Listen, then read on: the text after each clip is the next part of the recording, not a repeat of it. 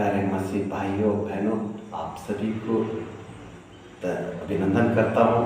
प्रभु यीशु मसीह में आपका स्वागत करता हूँ कि आज हम परमेश्वर के वचन को सुनेंगे और अपने दिल में वो बसाएंगे और वचन के द्वारा हम इस दुनिया में आने वाली हर तकलीफ, मुसीबतें और शैतान से आने वाली हर आज्ञाकारी षड्यंत्र से हम जीत हासिल करेंगे। परमेश्वर आप सभी को आशीष दे। आज का अध्ययन है इब्रानियों की लिखी पत्री 10वां अध्याय 39वां पद में हम पढ़ते हैं। यहाँ ऐसा लिखा है, हम उनमें से नहीं जो नाश होने के लिए पीछे हटते हैं। अपने प्रभु की बात सुनकर चेलों का दिल बैठ गया। वे अपने प्रभु यीशु से बहुत प्यार करते थे, मगर खुद यीशु ने ही यह कहा था कि जल्दी ही वे सब उसका साथ छोड़ देंगे। लेकिन चेले ऐसे क्यों करते, और वह भी ऐसा नाजुक घड़ी में जब उनका प्रभु बहुत बड़ी मुसीबत से गुजरने वाला था।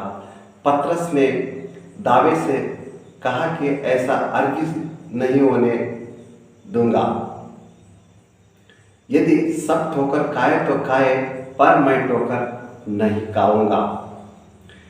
पतरस बहुत बहादुर और दिलेरी था, मगर जब यीशु को धोखे से पकड़वा कर गिरफ्तार करवाया गया तो बाकी चेले के साथ साथ पतरस भी अपने प्रभु को अकेला छोड़कर भाग गया। बाद में जब महायाजक कैफा के घर में यीशु पर मुकदमा चलाया जा रहा था, तो यह जानने के लिए कि यीशु का क्या होगा, पतरस वही आंगन में मौजूद रहना चाहता था। मगर रात की कड़कड़ाती ठंड में जैसे जैसे वक्त गुजरता जा रहा था, वैसे वैसे पतरस की बेचैनी और चिंता धीरे धीरे घबराहट और डर में बदलने जा रही थी। उसे ऐसा एहसास होने लगा कि न सिर्फ यीशु मसीह को बल्कि उसका साथ देने वाले हर आदमी को जान से मरवा दिया जाएगा। तभी अचानक आंगन में पतरस के आसपास खड़े लोगों में से कुछ एक ने उसे पहचान लिया और कहा, यह भी यीशु के साथी है, यह भी यीशु का साथी है। तब वे दहशत के मारे पतरस का खून सूख गया। उसने कसम खाकर और धिक्कार 3 बार कहा कि यीशु से मेरा कोई ताल्लुकात नहीं। इतना ही नहीं, पतरस ने यहाँ तक कहा कि मैं तो इस आदमी को जानता तक नहीं। पतरस की जिंदगी की वह सबसे दर्दनाक घड़ी थी। बेशक उस रात पतरस ने जो भी किया उसके लिए वह सारी जिंदगी पछताता रहा होगा। लेकिन क्या पतरस के इस काम की वजह से उसे बुज़दिल और डरपोक कहा जाएगा? क्या इससे पतरस को भी उन लोगों में से एक कहा जाएगा जिनके बारे में पौलुस ने कहा कि हम उनमें से नहीं जो नाश होने के लिए पीछे हटते हैं। इब्रानी 10 और 39 पद में। बेशक इसमें से ज़्यादातर लोग वही कहेंगे कि पतरस ऐसा नहीं था। क्योंकि भले ही पतरस कुछ पल के लिए डर कर गलती कर बैठा, लेकिन उसकी बाकी की जिंदगी हिम्मत और विश्वास को एक बेहतरीन मिसाल थी। उसी तरह आज हमसे कई लोगों की बीती जिंदगी में कुछ ऐसा हुआ है जिससे याद करके हमारा सिर शर्म से झुक जाता है।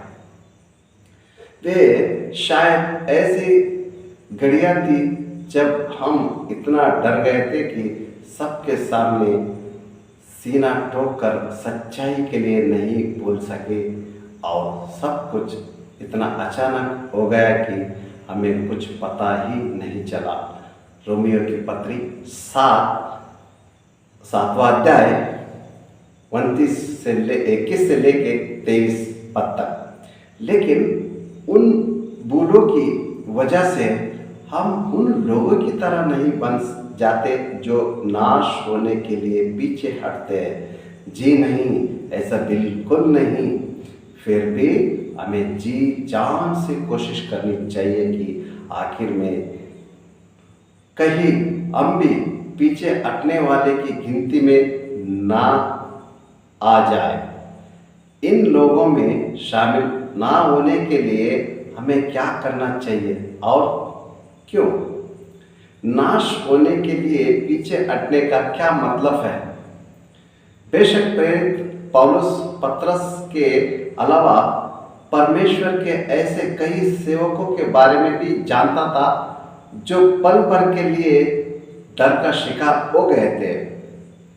इसलिए जब उसने पीछे हटने वाले के बारे में लिखा तो वह परमेश्वर के उन सेवकों की बात नहीं कर रहा था जो कुछ पल के डर के मारे गलती कर बैठे हैं।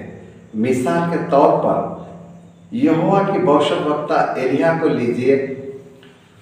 वह बहुत साहसी था और निडर होकर सच्चाई का ऐलान करता था, लेकिन एक बार वह भी डर के मारे अपनी जान बचाने के लिए भाग खड़ा हुआ, क्योंकि दुष्ट रानी इज़बेल ने उसे जान से मरवा डालने की धमकी दी थी।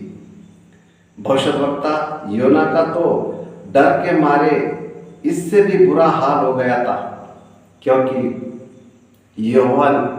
यहोवा उसे एक खूनी और वैश्य नगर निनवा भेजना चाहता था। निनवा जाने के बजाय योना वहाँ से एकदम उल्टी दिशा में तर्शीश को भाग निकला, जो करीब 3500 किलोमीटर की दूरी पर था। यूहन्ना पहला अध्याय 1 से लेके 3 पद में, चाहे जो हो, एलिया या योना जैसे वफादार भविष्यद्वक्ताओं को और प्रेरित पतरस को ऐसे लोग नहीं कहा जा सकता जो नाश होने के लिए पीछे हटते हैं। क्यों नहीं? ध्यान दीजिए कि पौलुस ने आगे क्या लिखा।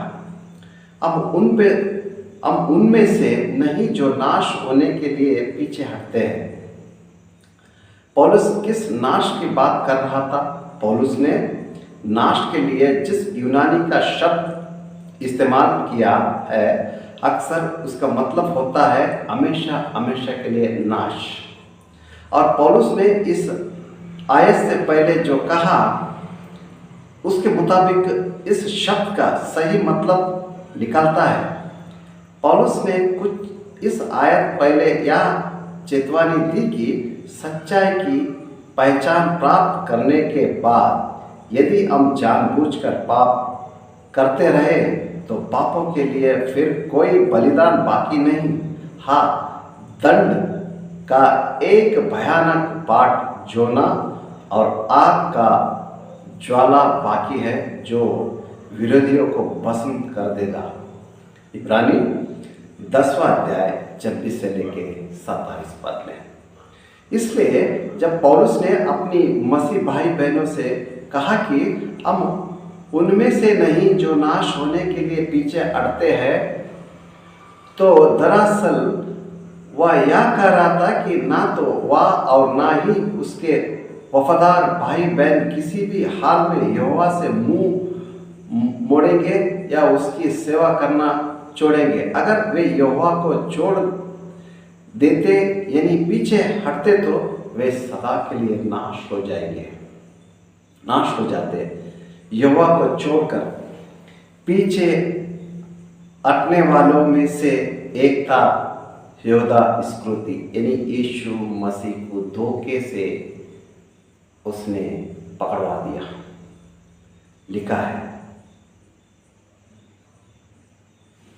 उनके अलावा सच्चाई से बैर रखने वाले और भी कई लोग थे जिन्होंने सोच समझकर और जानबूझकर यहोवा की पवित्र शक्ति के खिलाफ काम किया।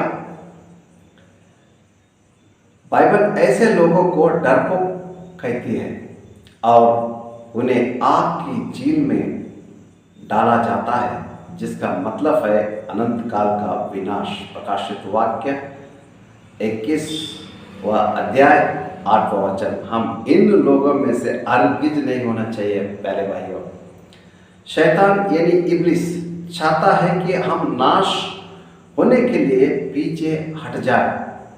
वह दुर्त युक्तियां करने में बड़ा ही माहिर है और अच्छी तरह से जानता है कि वह हमें धीरे धीरे विनाश की रास्ते पर ले जा सकता है। इफिसियों की पत्री 6वां अध्याय और 11वां पद में लिखा है, जब वह जुल्म और अत्याचार से मसीहों का विश्वास कमजोर नहीं कर पाता तो फिर वह ऐसे दुर्त तरीके इस्तेमाल करता है जिन्हें समझना आसान नहीं है हमारे लिए। वह बस यही चाहता है कि किसी तरह यहोवा के निडर और जोशीले साक्षी हमेशा हमेशा के लिए ठंडे पड़ जाए। प्यारे भाइयों, आज वचन बताता है तो इंसान के हाथों से कई बार गलतियां होती हैं, परंतु हम परमेश्वर प्रभु यीशु मसीह के पुत्र में हम उसके चरण में आकर हम गिड़गड़ा कर अगर माफ़ी मांग ले, अपनी गुनाह कबूल कर ले, वो सक्षम है कि सारा गुनाह माफ़ कर देगा और शैतान के लिए कोई मौका नहीं रहेगा। यीशु मसीह कहता है कि यीशु मसीह कहता है हमारे लिए ऐसा कोई भी पाप नहीं है जो क्षमा के योग्य नहीं है। ऐसा पाप कोई भी नहीं है हमारे से, जो विश्वासी जो करते हैं वो अलग बात है।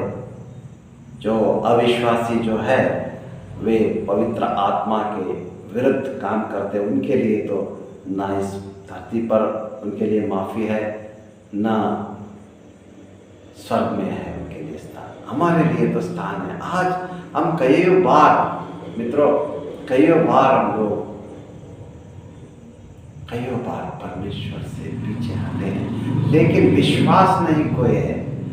यीशु के पास दौड़े जाना है हमको और यीशु हमें माफ़ कर देगा और अपने साथ ले चलेगा। अब ये श्रृंखला, ये पहली श्रृंखला है और इसके बाद इसका दूसरी श्रृंखला मैं आगे संदेश में दूंगा। परमेश्वर आपको आशीष दे, आपको बरकत दे, आपको हिम्मत दे, आपको बहुतायत पवित्र आत्मा के वरदानों से भर दे और इस दुनिया में आने वाली हर संकट पर हम कामयाबी हासिल करें और परमेश्वर के लिए हम निडर होकर उस स्वर्ग राज के वारिस बने और कई लोगों को इस पाप के बंधन से छुड़ाने के लिए हम उसका साक्षी बने और परमेश्वर का वचन उन तक पहुंचाए ताकि परमेश्वर प्रसन्न हो। आप सभी को यीशु मसीह के नाम में मैं धन्यवाद करता हूँ। आमीन।